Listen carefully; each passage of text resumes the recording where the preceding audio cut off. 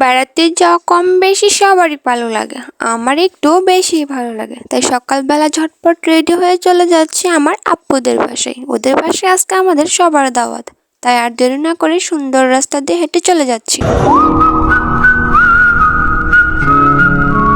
তারপর রং শেষ করে চলে এলাম। রাস্তার মধ্যে এসে দেখি কোনো গাড়ি নেই। অনেকক্ষণ ওয়েট করার পর একটা গাড়ি পেলাম। তারপর ওটার মধ্যে উঠে সোজা বাজারে চলে এলাম। আর বাজার থেকে আমার বড় আপু আমাদের সাথে অ্যাড হইলো। তারপর সবাই মিলে একসাথে চলে গেলাম। ওইখানে গিয়ে দেখে অনেক সুন্দর সুন্দর ফুল ফুটে আছে, আমার কাছে তো অনেক ভালো লাগছে।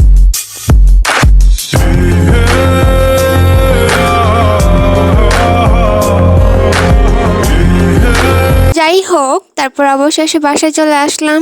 এখানে এসে দেখি একটি গাছে অনেকগুলা ডালিম হয়ে আছে। কষ্টের বিষয়, এখনো পাকে নাই, এই কারণে খাইতে পারলাম না। তারপর এখানে দেখি অনেকগুলো আম ঝুলে আছে, কিন্তু কিছুই করার ছিল না। আমগুলো কাঁচা ছিল, এই কারণে আমগুলো খাইতে পারলাম না। আমাদের ভাগ্যটাই খারাপ। তারপর এখানে দেখি অনেক সুন্দর একটা ড্রাগন ফলের গাছ, কিন্তু কিছু করার নেই, একটা ফল নেই। ঘুমের ভিতরে তোকে ঘোরাবো নরম নদী, ঢেকে দেব মেঘেতে আবার। আমরা 3 বান্ধবী একটু ঢং করলাম, তারপর চলে এলাম। এখানে এসে দেখে আমাদের জন্য পিঠা রাখছে, পিঠা খেয়ে নিলাম। আর আমার ছোট্ট কিউট মামুনিটা এখানে দেখে একা একা হাঁটতেছে। ও ওই আমটার দিকে অনেকক্ষণ ধরে লোভ করতেছিল, কিন্তু ওর হাইট একটু ছোট হওয়ার কারণে পারতেছিল না। কিন্তু কিছুই করার নেই, মাশাল্লাহ ওর মাথায় অনেকটা বুদ্ধি আছে, এই কারণে ও কুড়ির মধ্যে ধরে অনেকক্ষণ ধরে নাড়াচ্ছিল আমটা পারার জন্য। তারপর এমন ঝাঁকি দিল, আম না পড়ে যাবে কোথায়। কিন্তু ভেরি স্যাড, কিছুই করার ছিল না, অবশেষে ব্যর্থ হলো। সমস্যা নেই, বড় হয়ে পেরে নেবে। তারপর এখানে দেখে আমার আপু আমাদের জন্য ড্রাগন ফল গাছ থেকে আগেই উঠিয়ে রাখছিল, তাই এটাকে সুন্দর করে একটু ফুলের মতো করে কেটে নিলাম। সত্যি বলতে ড্রাগন ফলটা দেখতে ঠিক যতটা সুন্দর, খাইতে ঠিক ততটাই বাজে।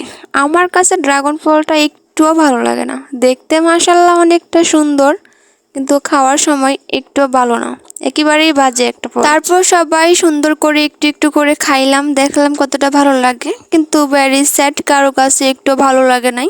এদিকে আমার বড় আপু আরেকটা ফল সুন্দর করে কাটতেছে, কিন্তু দেখতে অনেকটা সুন্দর লাগতেছিল। ভাবতেছিল সবাই অনেক ভালো লাগবে এটা মনে হয়, কিন্তু কিছু করার নাই, এটাও একটু ভালো লাগে নাই।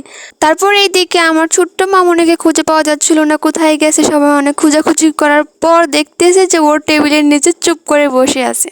ও কতটা বাটপার দেখেনি, অল্প বয়সে চুপ করে এখানে বসে আছে, আর সবাই খুঁজতে খুঁজতে হয়রান হয়ে গেছে। তারপর এইদিকে দেখি ফ্রি ফায়ার লাভার গুলা মন দিয়ে ফ্রি ফায়ার খেলতেছে।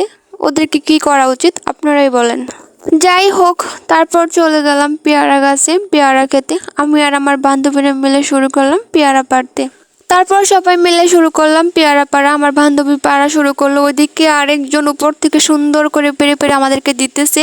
আর আমরা কত ট্যালেন্টেড একজন মানুষ দেখেন, উপর থেকে দিতেছে আর সুন্দর করে হাতে ক্যাচ নিতেছি। তারপর কত সুন্দর একটা পেয়ারা দিল আমাকে ও, আমি তো সত্যি অনেক খুশি, এত সুন্দর একটা পেয়ারা। আর ওইদিকে ও কি করতেছে দেখেন। যাই হোক, অবশেষে পেয়ারা পাড়া সাকসেসফুল। এদিকে আমি আরেকটা পেরে নিলাম। তো কতগুলো পেয়ারা হলো পাকা পাকা। কারা কারা পেয়ারা খেতে পছন্দ করেন তারা চলে আসেন আমাদের বাসায়। তারপর এই দেখে দেখে আবার নুডলস খাওয়া শুরু করে দিল সবাই, আমাদেরকেও ডাকা শুরু করলো। আমরাও চলে আসলাম, এসে সবাই মিলে খাওয়া শুরু করলাম। তো আমরা তো আর একা খাবো না, তাই আপনাদের সবাইকে একটু দিলাম, একটু একটু করে সবাই খেয়ে নেন। তারপর কিছুক্ষণ পর সুন্দর সুন্দর পাকা পাকা আমগুলো সুন্দর করে সবার জন্য কেটে নিলাম। আমগুলো কিন্তু সত্যিই অনেক জোস ছিল, খাইতে অনেকটাই ভালো লাগছিল, অনেকটাই মিষ্টি ছিল। তারপর যারা যারা আম খেতে পছন্দ করো সবাই আমাদের বাসায় চলে এসো, তোমাদের সবার আমের দাওয়াত রইল। তারপর অনেক সুন্দর করে মাঝখান দিয়ে কেটে নিলাম সবগুলো আম, সুন্দর করে কেটে সবাইকে দিলাম খাওয়ার জন্য।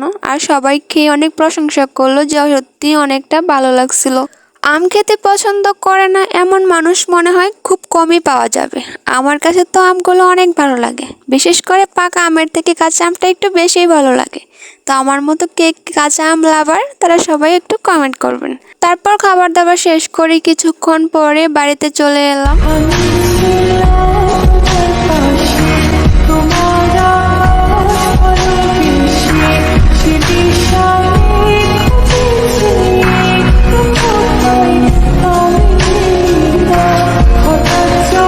তারপর আমার বান্ধবীর আমি ঢং করতে করতে সন্ধ্যা হয়ে গেছে বাসায় আসতে আসতে। তো সবাই ভালো থাকেন, সুস্থ থাকেন, আল্লাহ হাফেজ।